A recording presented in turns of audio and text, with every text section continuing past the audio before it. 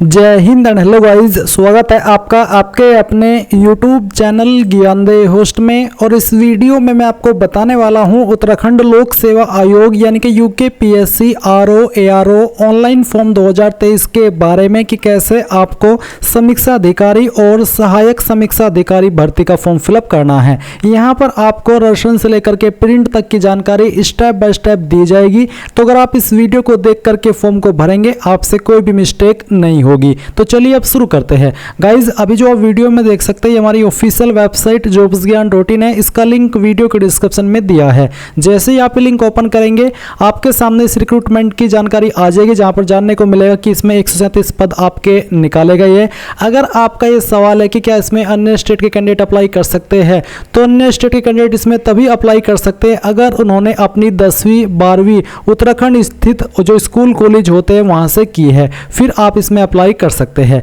अब यहाँ पर जो आपकी एज लिमिट है वो भी आप जान लीजिए, 21 से 42 साल एज लिमिट है। आप लोग इस फॉर्म को 29 सितंबर 2023 तक भर पाएंगे। अप्लाई करने के लिए क्या क्वालिफिकेशन चाहिए वो आप चेक कर सकते हैं।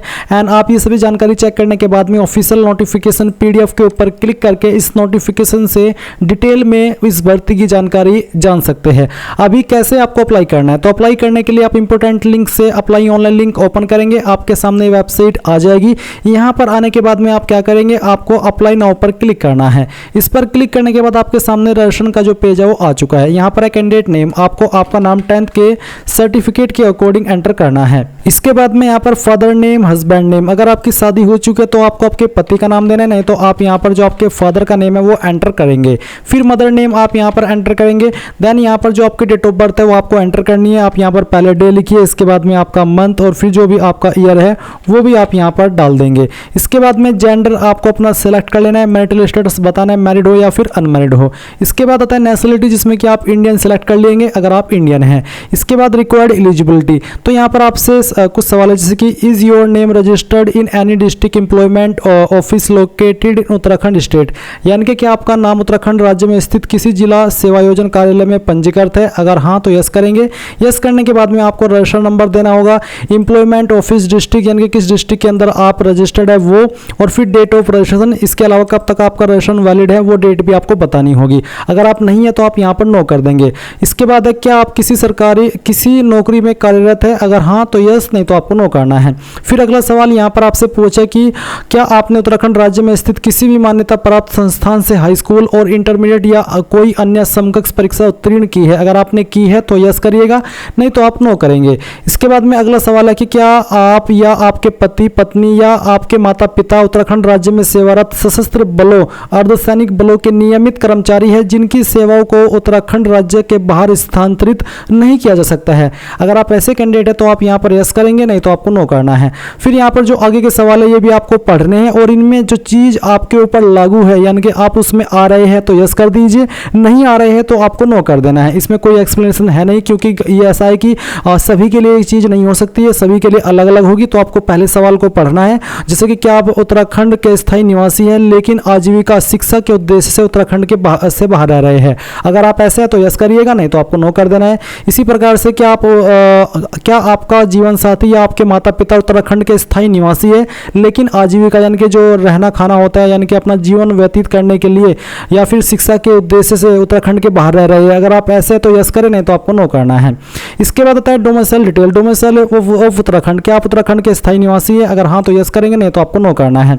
इसके बाद में यहाँ पर आपके सामने एक कैटेगरी, तो जो भी आपकी कास्ट कैटेगरी है, अगर जनरल है तो जनरल सेलेक्ट करेंगे, EWS है तो EWS में आपको यहाँ पर कैटेगरी सर्टिफिकेट इश्यूइंग अथॉरिटी देनी होगी।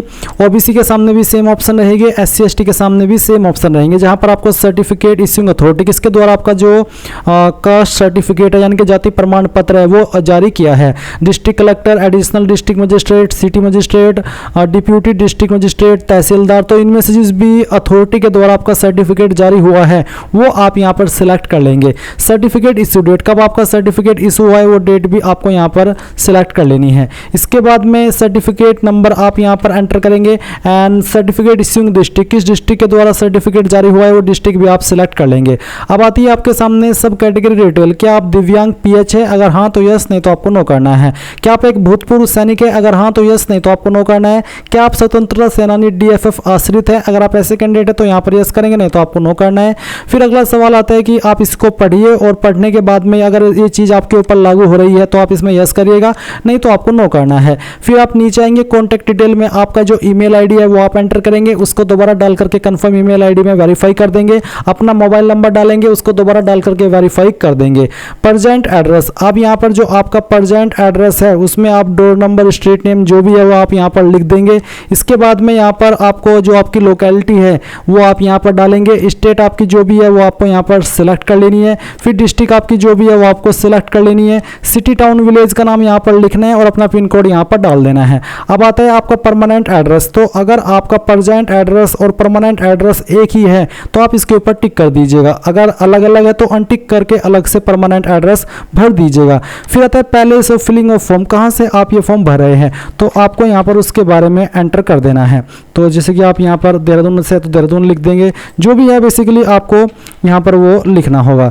इसके बाद नीचे आइए, यहाँ पर आपको एक पासवर्ड बनाना है। पासवर्ड की लेंथ 8 से 20 कैरेक्टर के बीच में, जिसमें कि इंग्लिश का capital letter, small letter and कोई एक स्पेशल कैरेक्टर होना चाहिए। एग्जाम्पल मैं आपको दिखाता हूँ, जैसे कि मेरा नाम है अमजद, तो मैं यहाँ पर एक कैपिटल कर लेता हूँ, बाकी के स्मॉल में, फिर स्पेशल कैरेक्टर 7 डिजिट, इस तरह का पासवर्ड आपको बनाना है और उसको दोबारा डाल करके आपको वेरीफाई करना है। ये सिक्योरिटी की यहाँ पर डालनी है, सभी जानकारी चेक करनी है और सबमिट पर क्लिक करना है। अब आपने यहाँ पर जो भी जानकारी भरी है वो सभी चेक कर लेनी है और चेक करने के बाद में आप यहाँ पर इन सभी जानकारी को वेरीफाई करेंगे। आपको यहाँ पर आई हैव वेरीफाइड इसके ऊपर टिक करना है। अगर आपको कोई जानकारी चेंज करनी है तो आप यहाँ पर सेकंड वाले के ऊपर टिक करेंगे, अगर आपको चेंज नहीं करनी है तो पहले वाले के ऊपर ही टिक कीजिए और सबमिट कर दीजिए। सबमिट करने के बाद में यहाँ पर गाइस देखेंगे कि आपका यहाँ पर रजिस्ट्रेशन हो चुका है और अभी आपको रजिस्टर्ड ईमेल आईडी यहाँ पर देखने को मिल रही है।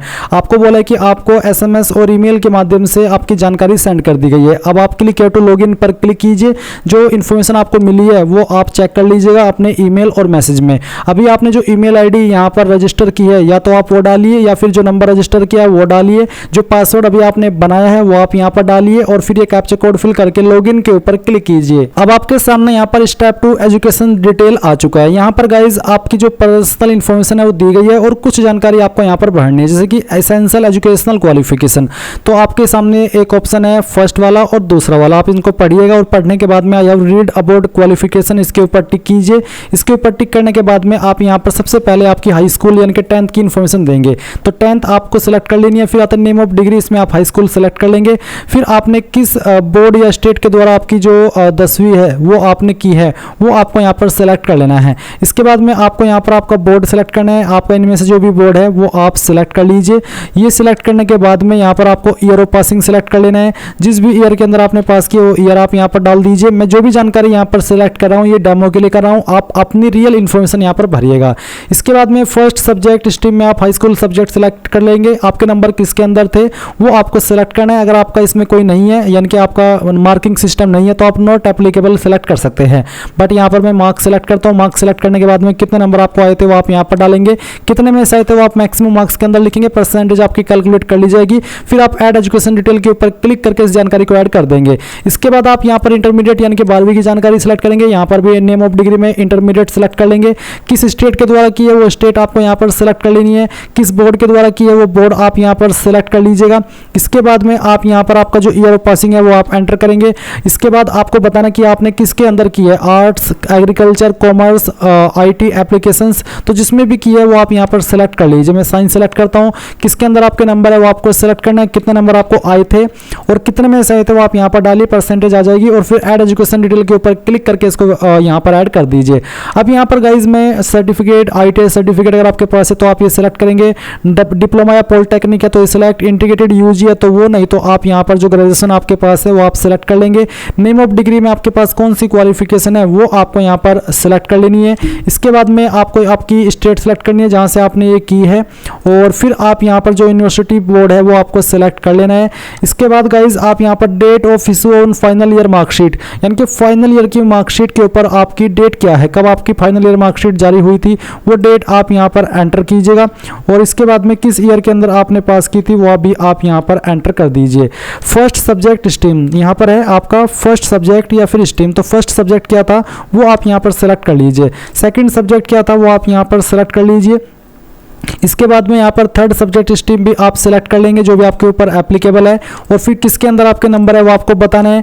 जैसे कि मैंने मार्क्स सिलेक्ट किया तो कितने नंबर आपको आए थे, यहाँ पर आपको टोटल नंबर डालने हैं। जैसे कि एग्जांपल के लिए नंबर मैं यहाँ पर फिल करके आपको दिखा रहा हूँ। फिर आपके यहाँ पर मैक्सिमम मार्क्स आपको डालने होंगे, परसेंटेज आ जाएगी। फिर आप ऐड एजुकेशन क्वालिफिकेशन के ऊपर क्लिक करके इसको भी ऐड कर देंगे।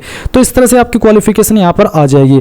अब गाइज यहाँ पर आप नीचे आइए, नीचे आकर के आप देखेंगे प्रेफरेंशियल क्वालिफिकेशन, जैसे कि क्या आपने प्रादेशिक सेना में न्यूनतम 2 वर्ष की अवधि तक सेवा की है, अगर की है तो यस, नहीं तो आपको नो करना है। क्या आपके पास राष्ट्रीय कैडेट कोर बी प्रमाण पत्र यानी कि एनसीसी बी सर्टिफिकेट है तो यस करिएगा, नहीं तो आपको नो करना है। क्या आपके पास राष्ट्रीय कैडेट कोर्स यानी कि एनसीसी सी सर्टिफिकेट है तो यस कीजिए, नहीं तो आपको नो करना है। अगला सवाल यहाँ पर आता है कि क्या आपको कंप्यूटर पर न्यूनतम गति आरओ के लिए 8000 की डिप्रेशन प्रति घंटा, एआरओ के लिए 9000 की डिप्रेशन प्रति घंटा के साथ अंग्रेजी टाइपिंग का ज्ञान है, अगर हाँ तो यस, नहीं तो आप नो करेंगे। एग्जाम सेंट्रल सिटी, तो पहली चॉइस आप किस सिटी को देना चाहते हैं एग्जाम के लिए वो आपको सिलेक्ट करना है। सेकंड चॉइस भी आप यहाँ पर सिलेक्ट कर लेंगे। अगला सवाल है कि क्या आपके खिलाफ कोई आपराधिक मामला लंबित है, पेंडिंग है, कोई क्रिमिनल केस आपके खिलाफ, तो आप यस करिए, नहीं तो आपको नो करना है। क्या आप किसी बोर्ड से निकाले गए हो, ब्लैक लिस्ट किए गए हो, अगर हाँ तो यस, नहीं तो आप नो कर देंगे। कैंडिडेट आईडी प्रूफ, आपने यहाँ पर कोई भी एक आईडी सिलेक्ट कर लीजिए और जो भी आईडी आपने सिलेक्ट किया उसका नंबर यहाँ पर डाल दीजिए और फिर कंटिन्यू पर क्लिक कीजिए। अब आपके सामने अपलोड इमेजेस का सेक्शन है जहां पर आप देख लीजिए किस तरह का डायमेंशन अलाउड है। तो जो आपका लेटेस्ट कलर फोटोग्राफ है उसमें आपका जो डायमेंशन है वो 150 वाइड और 200 हाइट पिक्सल में होना चाहिए। सिग्नेचर का जो वाइड डायमेंशन है वो भी आप देख सकते हैं। इसके अलावा click to view step to reduce, अगर आप यहाँ पर फाइल डायमेंशन रिड्यूस करना चाहते हैं तो आप इस लिंक को ओपन कीजिएगा। इसको ओपन करने के बाद में आपके सामने यहाँ पर स्टेप दिए गए हैं कि कैसे आप यहाँ पर आपका जो फाइल है उसको रिड्यूस कर सकते हैं। आप पेंट में जा करके यहाँ पर फिर आपका जो रिसाइज है उसको ऊपर क्लिक करके जो आपका पिक्सल है उनको इस तरह से आप यहाँ पर कर सकते हैं। तो आपको यहाँ पर गाइडलाइन दी गई है। इसके बाद में दी गई गाइडलाइन के अकॉर्डिंग आपको आपकी फाइल यहाँ पर पहले फोटो की सिलेक्ट करनी है और फिर आप यहाँ पर सिग्नेचर सिलेक्ट करेंगे। तो गाइज इस फॉर्म को मैं डेमो के लिए भर रहा हूँ तो मैंने यहाँ पर 2 रैंडम फोटो सिलेक्ट कर लिए, बट जो डायमेंशन है वो दिए गए डायमेंशन में ही होना चाहिए, नहीं तो वो अपलोड नहीं हो पाएगा। अब आप इनको अपलोड करने के बाद में कंटिन्यू कीजिए, यहाँ पर टिक कीजिए और फिर कंटिन्यू कर दीजिए। अभी आपके सामने यहाँ पर आपका जो पेमेंट का अमाउंट है वो आप देख सकते हैं कि कितना है। आप application fee 80, processing fee 22, total amount जो पे करेंगे वो आपके सामने इस तरह से आ जाएगा। आप पूरी जानकारी इस फॉर्म को फॉर्म की यहाँ पर देख लीजिए। अगर आपको लगता है कि कहीं पर कोई जानकारी गलत हो गई है तो अभी भी बैक एंड एडिट के ऊपर क्लिक करके उसको कर लीजिए सही, नहीं तो आप डिक्लेरेशन के ऊपर टिक कीजिए और इसके बाद में प्रोसीड कर दीजिए। प्रोसीड करने के बाद में यहाँ पर आप आइए, एक बार फिर से पे नाउ पर क्लिक कीजिए और पे नाउ पर क्लिक करने के बाद आपके सामने पेमेंट का पेज आ चुका है। आप अपनी application fees, HDFC bank credit card, HDFC bank debit card, other bank का क्रेडिट कार्ड, अदर बैंक का डेबिट कार्ड या फिर नेट बैंकिंग या फिर पेजैप, तो जिस भी माध्यम से जमा करना चाहे कर दीजिए। जैसे ही आप फीस जमा कर देंगे आपको इसी वेबसाइट पर रिडायरेक्ट किया जाएगा जहां से आपने फॉर्म फिल करना स्टार्ट किया और आप अपने फॉर्म का फाइनल प्रिंट आउट ले पाएंगे। एंड इसी प्रकार से आपका ये जो फॉर्म है वो फाइनल सबमिट हो जाएगा और आप ये फॉर्म इस तरह से भर पाएंगे। तो आई होप आपको जानकारी पसंद आई होगी। कोई सवाल डाउट हो तो कमेंट के माध्यम से पूछ लीजिएगा। Thanks for watching. जय हिंद।